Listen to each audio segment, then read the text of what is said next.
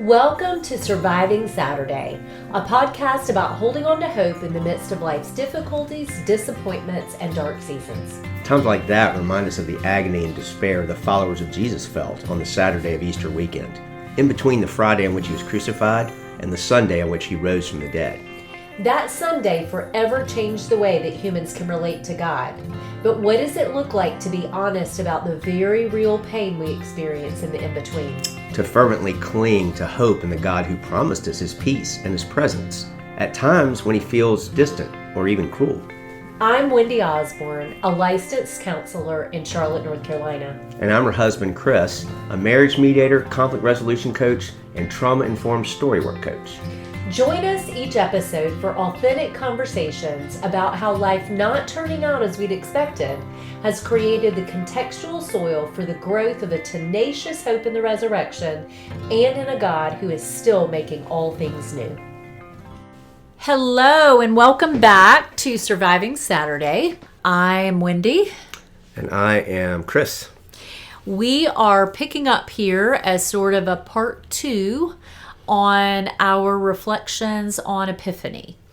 And we started out last time. I shared some of my reflections and we talked about it. And today we're going to hear from Chris, get the gift of hearing where God took his heart. One of the passages that we read, and we did it as Lectio Divina. Chris, why don't you share what that is? Yes, so Lectio Divina is something I've been learning about. It's for those of you who are not Latin nerds, like maybe me or some of us, you don't have to know Latin, you don't have to like Latin or understand it. All it means is holy reading, basically. And it's a form of reading scripture that invites us to, instead of reading just to understand or explain or learn in some kind of knowledge sense. Instead, it's a way of prayerful reading of Scripture where you're asking God to speak through the text by sitting with a smaller chunk, sometimes it's a word or phrase, or it can be a passage, but listening in certain ways and listening to the same passage multiple times. And so in this particular, I've been helping lead a group at church of men who are doing Lectio. We do it every Wednesday morning. But this one, somebody else was reading and read through the passage 3 or 4 times. And each time there's a different sort of invitation for what to listen for. And I found it really powerful and transformative. Something in its simplicity I would have dismissed, and in its structure that normally I would dismiss and not understand. But it really has brought Scripture alive, I would say. Well, and I think for me, it the practice of getting my entire body and being into the text by considering what would the sights and sounds and smells have been. Mm-hmm. What do I think people might be whispering about in the corner? Where would I have been? It's let me experience and meet Jesus in ways that just reading for my cortex to understand did not. Yes, and some of what you're describing to me sounds a little bit more like a reflective reading or a contemplative reading, which may be a little bit different either, because I don't know that in Lectio proper we go into sights and sounds and all that. So I think there's value. Okay. That's another engagement of Scripture, sure, also in a rich way that I think fits. Okay. And this Lectio, at least those weren't the questions asked today. Sure. So, Yeah. So if you hear nothing else here, we love the Bible and we're learning to read it better in more rich ways. We're not arguing. That's right. Okay, so this is a passage often read at Christmas around the wise men. And Epiphany is a time of reflecting on the wise men and their journey. So I'm going to read Matthew 2, 9 to 11. And this is from the ESV, if that matters to you. After listening to the king, they went on their way.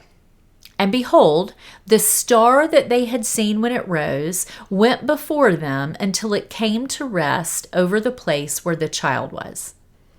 When they saw the star, they rejoiced exceedingly with great joy. And going into the house, they saw the child with Mary, his mother, and they fell down and worshipped him.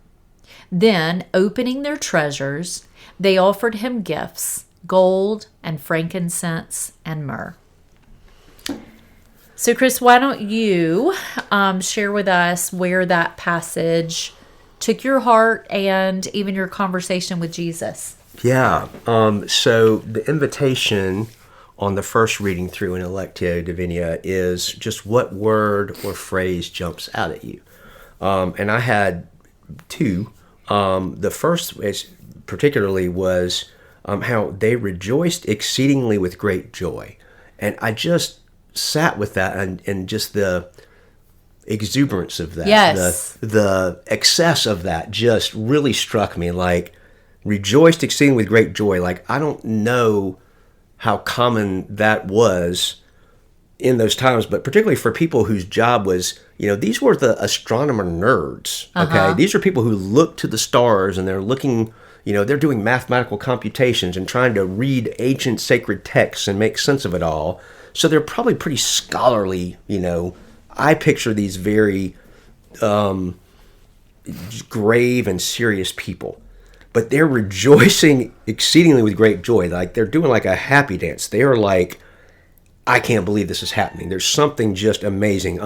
What comes to mind a little bit is we've mentioned a couple times watching The Chosen. And like Nicodemus, who is the member of the Sanhedrin, who starts to recognize, wait a minute, this Jesus guy might be the Messiah that we've been looking for, and he's the only one of his group who does, and he is about to burst, and yet he can't do anything with it because of his position. But watching his sort of, and then watching the disciples as they're gathered, like, this, we think this is the one. Like, no, we've been waiting for this forever, and just to see the joy rising up. So these wise men rejoicing, exceeding with great joy, that just jumped at me and meant a lot to me. And the other phrase was opening their treasures, which I'll talk about in just a minute. The second read through then is you listen again, and the passage is read again, and you listen for an emotion, or you listen at what do you feel as it's read. What do you feel in your body? What do you sense? What does that, how does it show up for you? And that time, again, the rejoiced exceeding with great joy, I started to just let myself feel some joy. And in particular, joy over the idea they open their treasures. Like the wise men, we hear about gold and frankincense and myrrh, and we're like, oh, they went shopping, and I guess that's what they have at whatever. But there's something about what they brought, not just the symbolism. I'm not talking about that, but that phrase, opening their treasures. I got to tell you where that landed. You got to know a little context. Okay. So, as I've mentioned sometimes on the podcast, and as Wendy unfortunately has heard ad nauseum, I've really been in a year and a half process of sort of vocational repurposing. And it's really dovetailed with an identity repurposing. Our kids are grown and out of the house. They're adults. I don't operate my world to, do the next dad thing that I'm supposed to do, which used to be a lot of how we knew what we were doing with our non-work almost time. all of it. Right. So I'm not dad of young or even adolescent people anymore. And I've known I don't fit in the legal world where I am the same way that I used to. So I've been kind of turning everything upside down, trying to figure out what I'm supposed to do. And it's left me with lots of alone time, contemplative time. I've let go of my law practice, and I don't have clients except for maybe a little handful, asking me for anything or needing me for anything. So I am sort of choosing this new direction, going to grad school, all that. But yesterday, I had sort of a challenging day getting started, feeling kind of overwhelmed, feeling tired, kind of taking a nap in the middle of the day, which I didn't used to do until this season. But when I did sort of rally and decided, okay, I've got to do something with my time. I've got to actually, we had a bunch of dishes piled up in the sink because our dishwasher went on the fritz on Wednesday or Thursday. And there's a part that needs to be ordered. We called a repair person. It's not coming until later on. So we had all these dishes that we actually started eating takeout because we're like, we don't want to make any more dishes. We don't want to go back to, I don't know, first world problems. Anyway, I'm like, okay, while I'm going to do these dishes, I'm going to finally tackle it so the mountain doesn't get any bigger. I'm going to listen to something good. I was listening to a training kind of thing that I was going through, and there happened to be a piece of it that was a message from a pastor. Some of you may know Andy Stanley. Whether you do or don't, doesn't matter.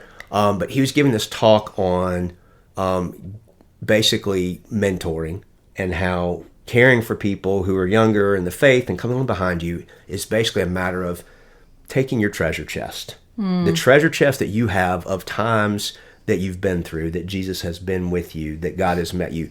It's opening your treasure chest and sharing it with people. I kid you not. And guys, I have had this recording to listen to for 2 months, probably, at least a month and a half, and have, hadn't gotten around to it, hadn't gotten to this recording, hadn't really, but it happened to me, and it resonated with me. Remember, you came home from work, and I told you, this was a cool part of what I listened to today. This was probably the best part of my day. So to walk in this morning and have this passage center on the wise men, feeling joy and just being lost in that because they'd found their way to this, person who's going to change everything, and opening their treasures. And I just was just so moved with that. And I wanted to just laugh because it felt like one of those gift moments from God. I almost hesitate to even speak of it. But I'm on this journey of remembering what I've probably known at different points in my life, but remembering and renewing my belief in that God can speak that particularly. And that the message, I love it that the whole enterprise is speaking to you, as we talked about in the last episode, and God's, hitting you in a certain way, and the same content, other people are interacting with, and you can tell it's meaningful for them. But I felt like I got this, this was designed for D. Christopher Osborne, born January 24th, 1970. Here's what you were listening to yesterday, and here's the gift you need now.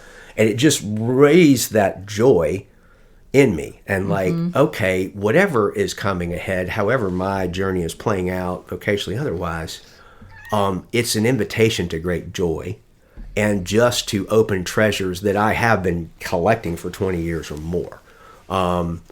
This podcast being one of them, us getting to talk through, hey, here's times when God showed up. And so going back to that idea of story work that we were introducing last time, I don't remember where I heard this phrase this way or if I landed on this, but part of why we tell our stories and we go into the granular details and we go into, and I love storytelling and I love the nuance of it, because what I hope comes out is you see the fingerprints of God. You see a God who loves particularly enough to let certain things happen and to give a gift to each of us individually as a person. And for me, I'm experience this renewed, I want that. I want more of that. And it's freeing me from some of the hand-wringing and second-guessing and agonizing I do or have done through this year of wrestling and figuring out where I'm supposed to be and all. And so I'm going to return to the words that, from that passage, we go to the Jan Richardson poem that we shared last time for those who have far to travel. And I will put this whole poem in the newsletter this week. So if people are interested in it, it's so good. But when I read her opening words, if you could see the journey whole, you might never undertake it, might never dare the first step that propels you from the place you've known toward the place you know not. And then call it from one of the mercies of the road that we see it only by stages as it opens up before us, as it comes into our keeping step by single step. That just undid me because that's sort of where I've been really wrestling in this last year and a half of why has the journey played out this way? I've had these great vocational opportunities that I've embraced and leaned into, and they have been phenomenal, and I am absolutely proud of them and grateful for them, and none of them lasted sustained for various reasons, that most of which have very little to do with me. In one case, the law school I was teaching at and loved and thought I was going to be at forever, doesn't exist anymore, and things like that. And I love this idea of I can see how each step along the way has been preparing me for something else. And to be homing in on what that something else is both terrifying and a source of exceeding great joy. At times in this past year, I have felt grief very closely juxtaposed with absolute joy. Yeah. Wait, God, you love me this much individually. You would let me do this. You've given me these treasures. And one of the things Andy Stanley said about the treasure chest that I thought was just wonderful, he says, some of you don't believe you have a treasure chest, or you look at my chest, what's in there are skeletons, things that, that you put away in a chest and you hide for a reason. And he said, no, that's treasures too. Yeah, didn't he say that's good? He said that's good. He said that does not disqualify you. That is actually what gives you a story to tell. Because and he said this, I couldn't believe this because Baptists would perhaps freak out over this, but he said, if you're on your second marriage, you think you don't have anything to teach anybody about marriage. I'll say, no, that's quite incorrect. Yes. You know a lot about marriage and how they fail and how they don't go well, and you have things to share with people to help that maybe not happen, to help them off that path. And so the last thing I want to mention about the poem, though, is the poem ends, and I think it's why our friends chose this, to put these together. At the end, they say, there are vows that only you will know, the secret promises for your particular path, and the new ones that you will need to make when the road is revealed by turns you could not have foreseen. Keep them. Break them, make them again. Each promise becomes part of the path. Each choice creates the road that will take you to the place where at last you will kneel to offer the gift most needed, the gift that only you can give, before turning to go home by another way. Turns out Jan Richardson is thinking of the wise men. That phrasing, they went home by another way, that's about the gospel story. Yeah. And that just, ministered to my soul. So much of what I've been wrestling with is, what's the way? God, show me the way. Where's the way? And of course, part of his answer is, well, I am the way. and knowing me better and spending time with me and letting me, inform you will bear fruit. And it is. Whether I do anything different vocationally or not, I wouldn't trade that. I don't want to lose that. But that idea of, I can now be in a position to offer the gift most needed and the gift only I can give. I'm feeling an invitation. That's part of the question of this exercise too, was what's the invitation of the Spirit? That's the third reading of Lectio. You go to the same passage. What is the invitation from God? And this whole exercise that we did was, what is the invitation from God? And for me, it's, open the treasure chest. Tell the stories of God's providence and provision so that people hopefully can see his handprints and fingerprints and how he works in despite of wrong terms and vows failed and broken and things you can't explain, things you can't understand fully at all, but there is a path, and it's a path that involves walking with him and being brought to exceeding great joy. I feel like I'm trusting it a little bit more. I don't think the war is over, and I'm going to probably need to listen to this podcast myself at some point to remind myself you learned something or you hoped in something. But so that's sort of my experience of being made to sit. And this happened because I let myself go to something where they said you're going to have 2 hours to just sit, reflect, write, and I'm dealing with my natural resistance to that, and it's slowly. You did very well. Yes. Well, kind of like your journey, like we talked about last episode, your journey from wordlessness to using words wisely.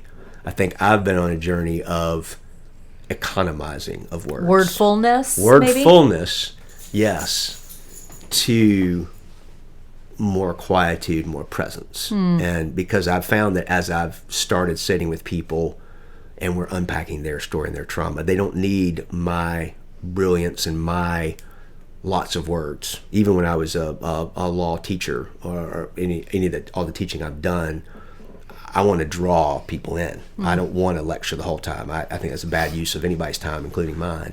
I want to draw people in. And for me, it's been a journey to, sometimes I sit in silence. And sometimes I, if it's a brother, it's a friend, somebody I know well, I, hold them. If not, I'm holding space. And I'm not filling with, well, I've got an answer. Because I spent a lot of my career being the answer guy. And heck, people pay me for answers in a sense, or that's what they think. Yeah. And part of what happened is I had to come to terms with I didn't always have answers. Even though I'm well trained in the law, knew all the, tricks of the trade, knew what I was doing, I had to sit with people, and times I said, I can't fix this, or I don't have an answer for this, or we won and it's still, you still have this difficult, task or thing ahead of you.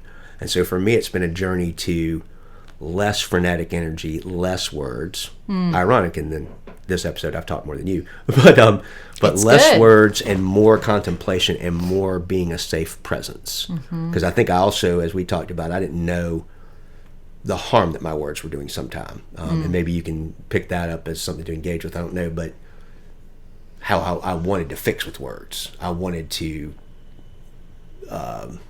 mend or deal with everything that was happening, but with a superfluity of words, too many words that didn't help you in your journey to discover yours, I would say. Yeah. And I mean, I can make a couple of comments there, and then something else came to my mind. But yeah, I think that an overabundance of words had been previously often weaponized. And so it led me further into wordlessness and more into like a frozen state of why bother? Yeah. And there were ways you stepped on those wounds. I think you were trying to help, but your silence over time has been very healing for me too. Yeah. So we're both walking out. What do we do with words? What do we do with the presumed power of words? What do we do with our words and with ourselves when they don't have any sort of effect or power? Well, and I should mention too that as I was learning to be silent, to not fill the space with words, I misplayed that as well. There were times I'm like, oh, I don't have to engage. I can call a timeout. I can pull away. And sometimes that felt too good, and I pulled away too far. And I'm like, oh, I don't have to care? Great, I don't care. Or at least that's what it came across as. Sure. And so nobody learns, we don't unlearn the hard, bad tendencies without overcorrecting and having to figure out, well, now what is it like, to have no words, to be silent, but not to let that become a way of disappearing. Like I didn't know, I always heard fight or flight. Those are your trauma responses. I didn't know freeze until people said it. Like, and then I wasn't capable of freezing until I did. And like, oh, I can feel overwhelmed and my words can't get me out and nothing else can get me out. What is it like to sit with this feeling and sort of surf it, urge it, and don't go to the things that I would use to numb out, like playing a game or watching TV or whatever. But what is it like to sit with overwhelm? And that, again, is where story work comes back in, because my relationship with being overwhelmed is very tied to my story, very tied to what my 5, 6, 7-year-old little self experienced.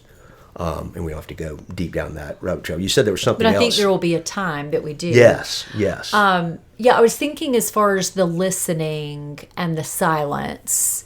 So a year or so ago, I spent 9 months in a monthly listening circle. And there were 4 or 5 of us that met together for like an hour and a half. And everybody would take turns with a very limited amount of time to share something that was on their heart. It could be something from long ago. It could be a current decision someone was trying to make. There really were no prescriptions for that. But after the person shared, everyone else in the group held a time of silence to listen to God on behalf of the person who had just shared. Wow. And then rather than giving advice or answers, we each just shared what we had observed and what God might have brought to mind as we sat in silence. And it's not a magic trick. So there were times some of us felt like we didn't really hear anything, and that was fine. Yeah. But it was a matter of learning to interact and care for one another by listening to the person and by listening to God. And I would say speaking only when necessary. And it was a really formative experience for me. To let other people listen to God on my behalf. Yeah. Trusting that maybe he would say something. Golly. And trusting that they were not going to bring me just what they thought, but they were going to really seek him in those few minutes and maybe what he had for me.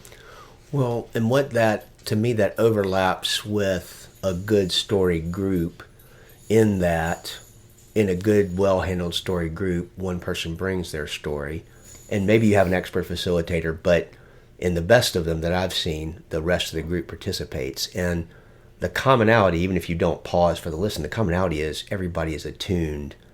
Yes. All eyes are on that person, Yes. the storyteller. Yes. And there's purposeful, it's not for advice giving. It's not for crosstalk. It's not for, let me tell you what you should do. Have you done this? Yeah. It's more, how can we engage with you in the minutia, in the details of that story, and God used that to bring greater truth and healing. Partly because we don't narrate our own stories objectively. We can't, Right. because we're in the midst of them. I saw this happen in a group not too long ago where a guy was describing how his mother had basically kept him an infant, kept him small for many, many years, and he couldn't see it. But we saw it. And like the people in the group, we could name it, have you thought about this? But it was with a gentleness. And it was like you could see dawn break in his eyes. Like, wait a minute, that ties to this. There's this theme. All it took was outside people who cared and said, you're the focus. Yeah. And not to fix you, and not, I mean, it's the most shame-free place I've ever been. Yeah. Groups like this are, invitations to those hard places with the promise of comfort and care. Not, well, what you could have done, what you should have done, the way you could have stayed away from that, because we're talking about, in many cases, the whole point is you couldn't do different. Yeah. And, on that note, I know we've both talked about maybe offering a group or two this year. And so more information will come on that. And I want to invite people to reach out if you think you might be interested in participating in a story group. Yes, we don't give it every time, but our email addresses are chris@nurturecounseling.net or wendy@nurturecounseling.net. You can reach out if you have feedback for us on the podcast in general, but also if there's a particular group or something that we've said that resonates and you want to talk further about what it would look like. To do some of that kind of story work in a individual group setting, reach out and let us know. Yep.